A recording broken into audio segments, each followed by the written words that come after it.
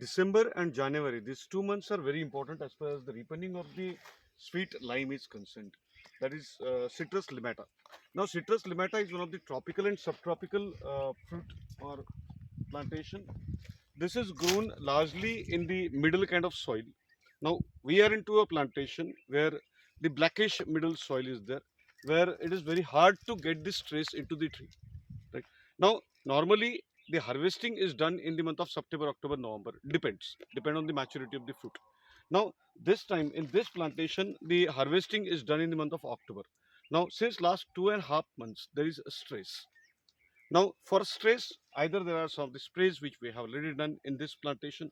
At the same time, plowing of the land to some extent, particularly the rotaheater and all these kinds of agriculture equipments, they are used for leveling of the land in such a way that the roots of the tree, they are not much disturbed. But little disturbances can be managed in latter stages. Right now, we are into that stage where we will start the watering. But before watering, we need to add the cow dung, particularly the mature cow dung is added into that, and then again with the help of rotator it is mixed properly, and then the furrows are done. Now this year we are going to change the water management to some extent.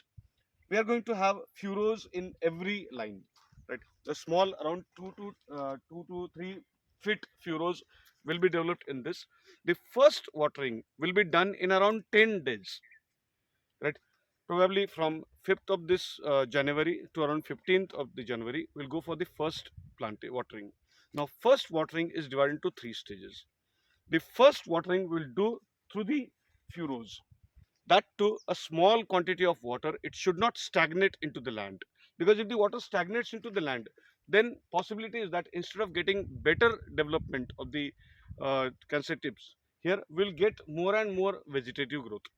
Vegetative growth development needs to be avoided at this moment. So the flooding of water should be avoided. For that purpose, we'll go for a small watering into the furrows. This is number one. After around 3 to 4 days, once a little drying is there of this furrow, then we'll go for the second watering into this, either with the help of drip irrigation, or if not, there are some of the farmers who go for the open watering into this area, right?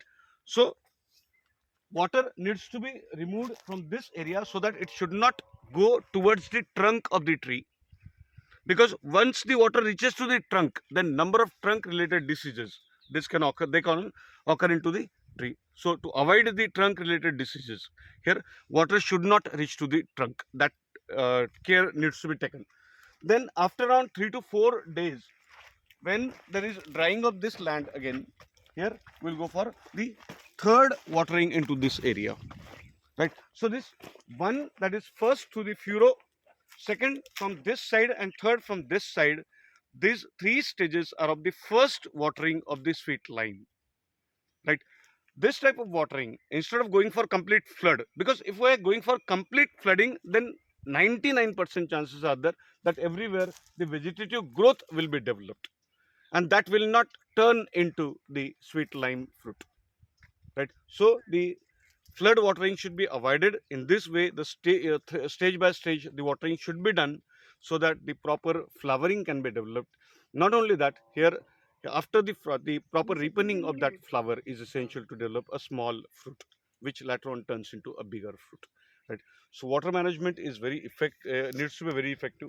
Now once the water management is done, particularly in 3 stages, the first watering is done, then we will go for the chemical fertigation, right? So before the start of the second watering, we'll go for the chemical fertigation of this land, right? Whatever required fertilizers are there, they will be suggested to the farmers, and those fertilizers will be added into the soil, right? And then the second watering will be done.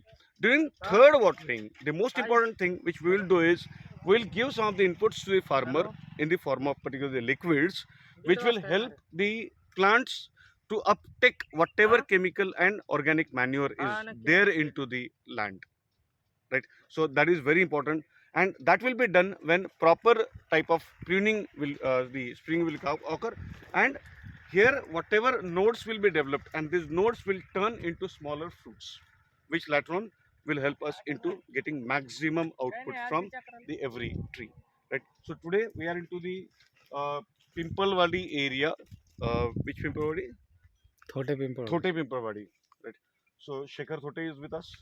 आपलं नाव काय? Bhagwat Thote is also with us. Lakshman Najan. Lakshman Rao. So here Shekhar Thote is the owner of this plantation, right? So we'll give all these tips to him and we'll ensure that there will be proper development of the fruit in coming times. Myself, R. Santosh for Fairbucks of Tea.